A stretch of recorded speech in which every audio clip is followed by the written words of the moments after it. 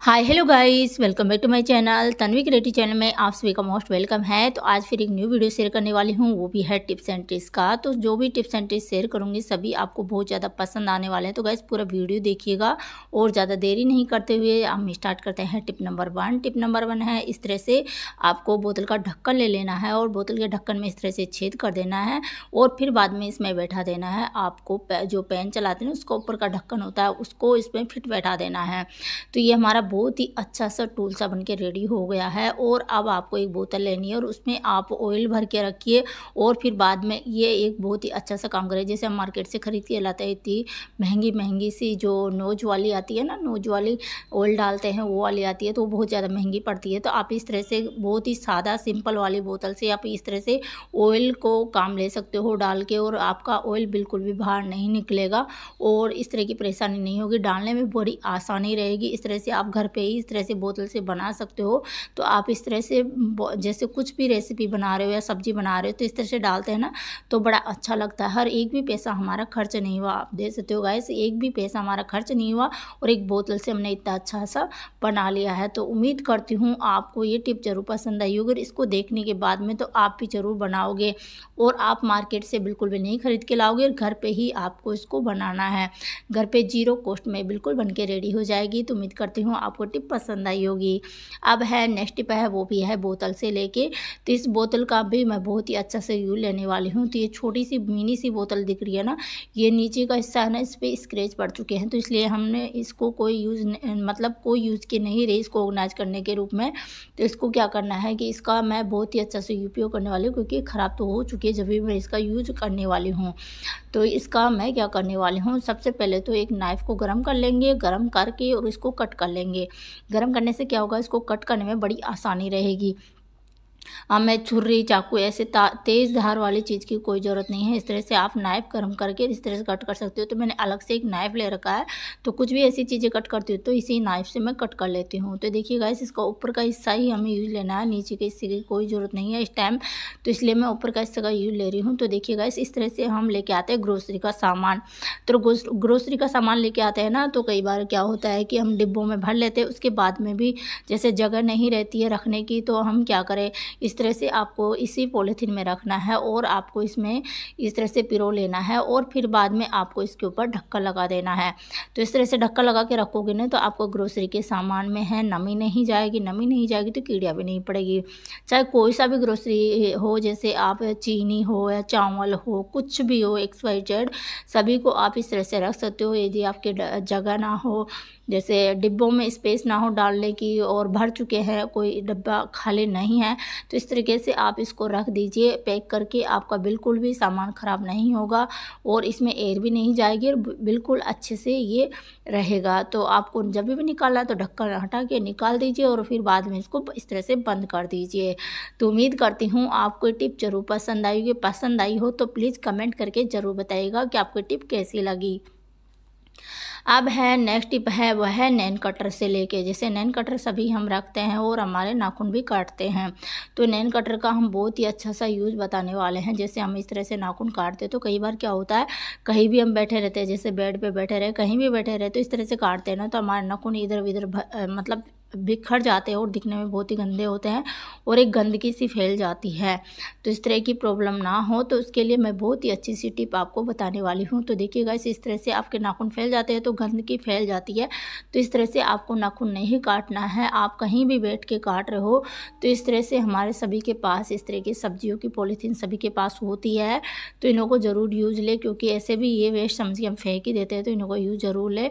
तो आपको क्या करना है, इस तरह से कहीं भी आप बैठ के काट रहे हो तो इस तरह से ये पॉलीथीन ले लीजिए और इसमें आप अपने नाखून काटिए। तो आपके नाखून इधर उधर भी नहीं फैलेंगे, आपका काम भी नहीं बढ़ेगा और समय की भी बचत होगी। और इस तरह से आपके नाखून इधर उधर फैलने की भी कोई वो नहीं है। आप अपने नाखून काट के और उठा लीजिए, उठा के और फिर बाद में इसको डाल दीजिए बाहर। जहाँ कहीं भी डालना हो वहाँ डाल दीजिए, बाहर डाल दीजिए। ज़ाहिर सी बात है, बाहर ही डालेंगे, अंदर तो रखेंगे नहीं। तो इसलिए इन नाखूनों को काट के और फिर बाद में आप बाहर डाल दीजिए, क्योंकि अंदर गंदगी नहीं फैलेगी और आपका काम भी नहीं बढ़ेगा। चाहे आप कहीं भी बैठ के काट रहे हो, बेड पे काट रहे हो, कहीं भी बैठ के काट रहे हो, तो इस तरीके से काटिएगा, आपके काम बिल्कुल भी नहीं बढ़ेगा। और इस तरह से आप उठा के और फिर बाद में इसको बाहर डाल दीजिए। तो उम्मीद करती हूँ आपको ये टिप भी ज़रूर पसंद आई होगी। पसंद आई हो तो प्लीज़ कमेंट करके बताइएगा और मेरे वीडियो को लाइक ज़रूर कर दीजिएगा, क्योंकि आगे और भी अच्छी अच्छी वीडियो मैं आपके साथ टिप्स वाली शेयर करने वाली हूँ। अब है नेक्स्ट टिप है, वो है जैसे नमक से लेके, नमक हम सभी यूज करते हैं, तो नमक का हमें क्या करना है, तवा लेना है और उसमें गरम कर लेना है। इसको गरम कर लेना है। तो हम इसको गरम क्यों कर रहे हैं, जैसे मम्स हो जाते हैं, मम्स जैसे गलसुआ हो जाता है सर्दियों के टाइम, जाहिर सी बात है किसी के भी हो सकता है, ज़्यादातर बच्चों में पाया जाता है ये प्रॉब्लम।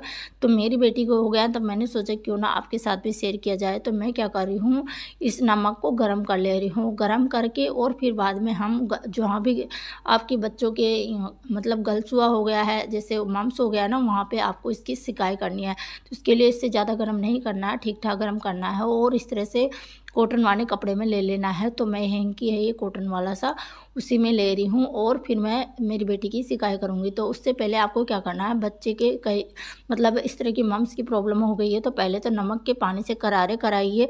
करारे कराने के बाद में आपको आधे घंटे तक कुछ भी नहीं खिलाना है उसको, और फिर बाद में आप नमक से सिकाई करिए। नमक से सिकाई करोगे ना तो आपके बच्चे की इस तरह की प्रॉब्लम है तो 1 से 2 दिन में बिल्कुल ठीक हो जाएगी।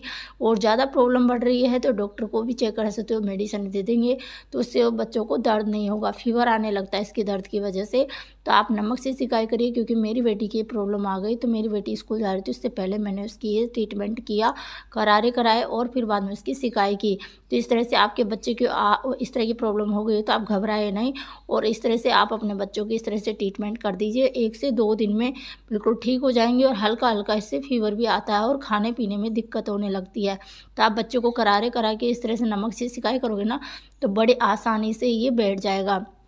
और एक कॉटन का कपड़ा लीजिएगा, डायरेक्ट सिकाई मत करिएगा, नहीं तो बच्चे को स्किन में मतलब स्किन में है एलर्जी हो सकती है। तो इसलिए ये कपड़ा ले लीजिएगा और फिर बाद में सिकाई करिएगा।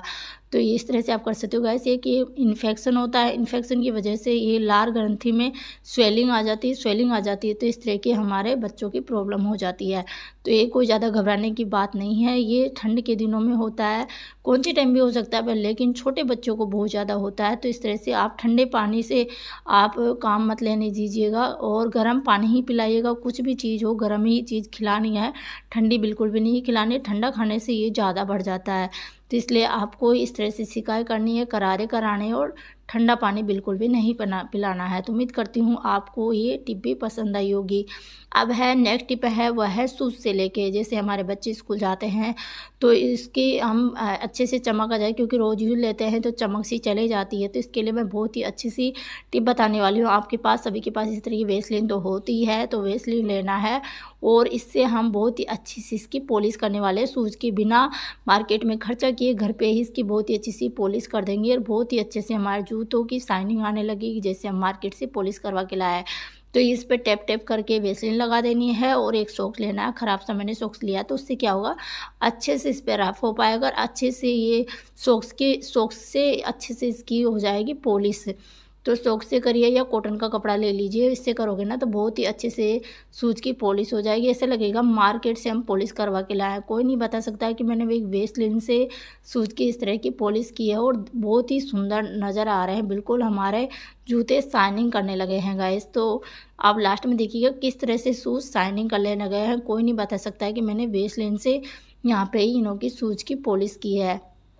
तो इस तरह से आप भी अपने बच्चों की शूज़ की पॉलिश घर पे ही कर सकते हो।